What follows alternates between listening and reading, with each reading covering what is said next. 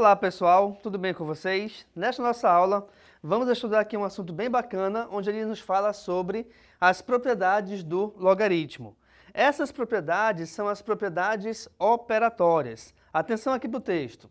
As propriedades dos logaritmos são propriedades operatórias que simplificam os cálculos dos logaritmos, principalmente quando as bases não são iguais.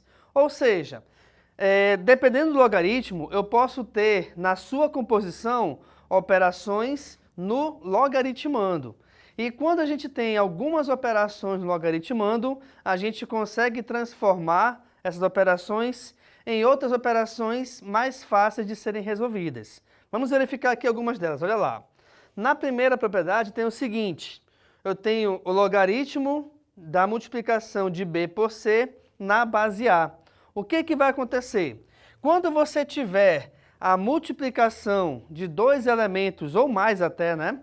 Dentro de um logaritmando do logaritmo, você pode separar esse logaritmando em vários logaritmos. Logicamente que aqui nesse caso, já que eu tenho a multiplicação de b vezes c, quer dizer, dois elementos, eu estou separando em dois logaritmos diferentes.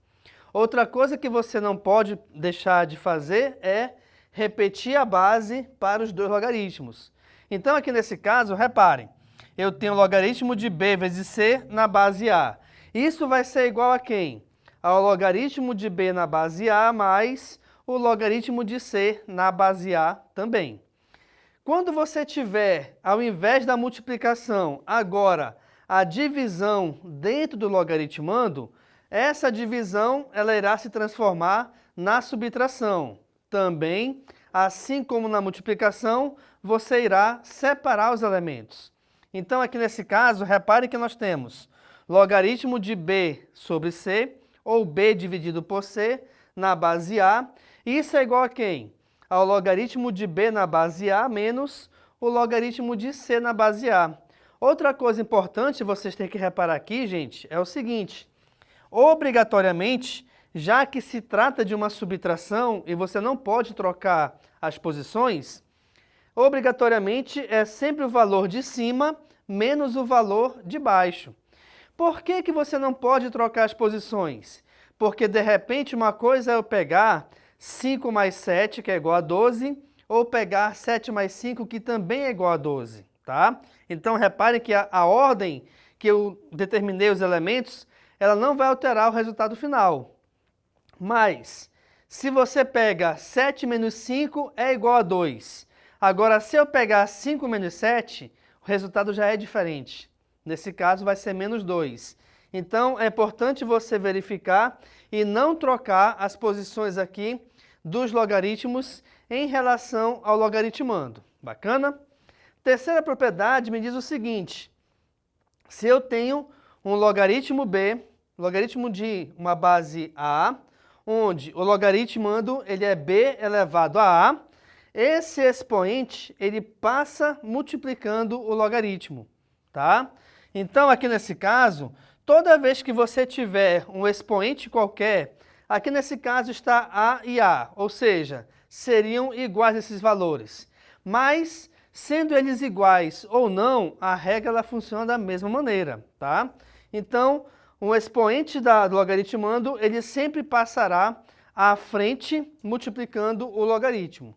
Na propriedade 4, pessoal, nós temos agora aqui, também trabalhando com o expoente, só que agora o expoente ele está na base e não no logaritmando. Então, reparem, aqui só faltou colocar, eu tenho, por exemplo, então, logaritmo de b na base de a elevado a x.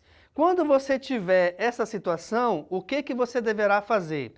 Ou, na verdade, o que me diz a propriedade? Eu tenho que pegar 1 sobre o x, ou seja, o inverso do expoente da base, e multiplicá-lo pelo logaritmo do que vai sobrar. Do que vai sobrar de onde? Quando eu tirar o x, logicamente. Então, aqui eu vou ter 1 sobre x vezes o logaritmo de b na base a. Tranquilo, pessoal? Então, o que acontece? Como nós temos aqui essas 4 propriedades operatórias principais, e devido ao fato de elas estarem numa igualdade, quando você olha daqui para cá ou o contrário, ela também é válida. Como assim? Se de repente você tiver uma soma de logaritmos e você necessitar transformar em um logaritmo apenas, você pode transformar a soma de logaritmos em um só, onde esse logaritmo vai ter a multiplicação dos logaritmandos. Agora é lógico, isso só é válido se você tiver a mesma base para os dois logaritmos, ok? Deixa eu te mostrar agora aqui no exemplo como é que a gente faz de repente a aplicação dessas propriedades na resolução de um problema. Eu tenho aqui, por exemplo, log de 144. 144, quando você faz a decomposição em fatores primos, ele equivale ao logaritmo de 2 elevado a 4 vezes 3 ao quadrado, ok? E aí, como nós temos aqui uma multiplicação, o que acontece? Eu vou pegar essa multiplicação e transformá-la numa adição, separando logicamente cada um desses valores pertencentes ao logaritmando. Então aqui eu vou ter o log de 144 é igual ao log de 2 elevado à quarta mais o log de 3 ao quadrado. E aí, pessoal, reparem que em cada um desses logs apareceu agora o expoente no logaritmando. Se apareceu o expoente no logaritmando, eu posso utilizar a terceira propriedade, que é pegar o expoente e passá-lo à frente do logaritmo, no caso aqui em forma de multiplicação. Então aqui eu vou ter, olha lá, expoente 4 vai passar aqui para frente, o expoente 2 também passará aqui para frente. Então o log de 144 ele é igual a 4 vezes o log de 2 mais 2 vezes o log de 3. E aí, por que é importante de repente você saber, né, aplicar essas propriedades operatórias?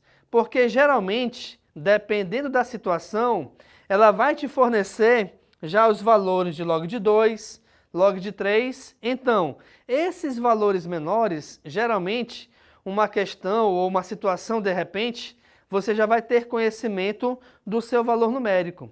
E transformando o logaritmando, que era antes 144, em vários logs, com logaritmandos 2, 3, 5, 6, fica muito mais fácil de serem trabalhados, tá bom? Então, de repente, é importante você perceber essa transformação. Você pegar um logaritmando e transformá-lo, utilizando a decomposição em fatores primos, em uma multiplicação ou até mesmo uma divisão de 2 ou mais fatores. Bacana? Então, aqui nessa aula nós trabalhamos hoje, nós vimos como que funcionam as propriedades operatórias do logaritmo, onde eu te mostrei aqui a definição e como que elas são aplicadas e transformadas as operações de multiplicação e adição, divisão e subtração e por aí vai. Além disso, te mostrei também aqui nessa aula como que a gente faz para transformar um logaritmo em uma soma ou uma subtração de outros logaritmos, utilizando justamente essas propriedades operatórias. Fique à vontade aqui para tirar foto do quadro. Muito obrigado e tchau!